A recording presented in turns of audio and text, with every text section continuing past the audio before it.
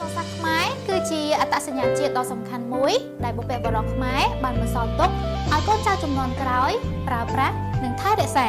ក្នុងនាមយើងជាកុលបុត្រកុលធីតាខ្មែរគ្រប់រូបគប្បីមើលថែការពារអក្សរសាស្ត្រខ្មែរគឺជាអត្តសញ្ញាណជាតិដ៏សំខាន់មួយដែលបុព្វបុរសខ្មែរបានបន្សល់ទុកឲ្យកូនចៅជំនាន់ក្រោយប្រើប្រាស់និងថែរក្សាក្នុងនាមយើងជាកុលបុត្រកុលធីតាខ្មែរគ្រប់រូបគប្បីមើលថែអក្សរសាស្ត្រខ្មែរគឺជាអត្តសញ្ញាណជាតិដ៏សំខាន់មួយដែលបុព្វបុរសខ្មែរបានបន្សល់ទុកឲ្យកូនចៅជំនាន់ក្រោយប្រើប្រាស់និងថែរក្សាក្នុងនាមយើងជាកុលបុត្រកុលធីតាខ្មែរគ្រប់រូបគប្បីមើលថែការពារអក្សរសាស្ត្រខ្មែរគឺជាអត្តសញ្ញាណជាតិដ៏សំខាន់មួយដែលបុព្វបុរសខ្មែរបានបន្សល់ទុកឲ្យកូនចៅជំនាន់ក្រោយប្រើប្រាស់និងថែរក្សាក្នុងនាមយើងជាកុលបុត្រកុលធីតាខ្មែរគ្រប់រូបគប្បីមើលថែការពារ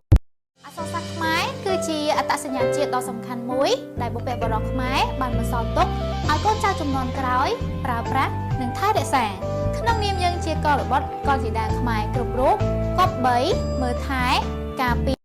អក្សរសាស្ត្រខ្មែរគឺជាអត្តសញ្ញាណជាតិដ៏សំខាន់មួយដែលបុព្វបុរសខ្មែរបានបន្សល់ទុកឲ្យកូនចៅជំនាន់ក្រោយប្រើប្រាស់និងថែរក្សាក្នុងនាមយើងជាកុលបុត្រកុលធីតាខ្មែរគ្រប់រូបគប្បីមើលថែការពារអក្សរសាស្ត្រខ្មែរគឺជាអត្តសញ្ញាណជាតិដ៏សំខាន់មួយដែលបុព្វបុរសខ្មែរបានបន្សល់ទុកឲ្យកូនចៅជំនាន់ក្រោយប្រើប្រាស់និងថែរក្សាក្នុងនាមយើងជាកុលបុត្រកុលធីតាខ្មែរគ្រប់រូបគប្បីមើលថែការពារអក្សរសាស្ត្រខ្មែរគឺជាអត្តសញ្ញាណជាតិដ៏សំខាន់មួយដែលបុព្វបុរសខ្មែរបានបន្សល់ទុកឲ្យកូនចៅជំនាន់ក្រោយប្រើប្រាស់និងថែរក្សាក្នុងនាមយើងជាកុលបុត្រកុលធីតាខ្មែរគ្រប់រូបគប្បីមើលថែការពារអក្សរសាស្ត្រខ្មែរគឺជាអត្តសញ្ញាណជាតិដ៏សំខាន់មួយដែលបុព្វបុរសខ្មែរបានបន្សល់ទុកឲ្យកូនចៅជំនាន់ក្រោយប្រើប្រាស់និងថែរក្សាក្នុងនាមយើងជាកុលបុត្រកុលធីតាខ្មែរគ្រប់រូបគប្បីមើលថែការពារអក្សរសាស្ត្រខ្មែរគឺជាអត្តសញ្ញាណជាតិដ៏សំខាន់មួយដែលបុព្វបុរសខ្មែរបានបន្សល់ទុកឲ្យកូនចៅជំនាន់ក្រោយប្រើប្រាស់និងថែរក្សាក្នុងនាមយើងជាកុលបុត្រកុលធីតាខ្មែរគ្រប់រូបគប្បីមើលថែការពារ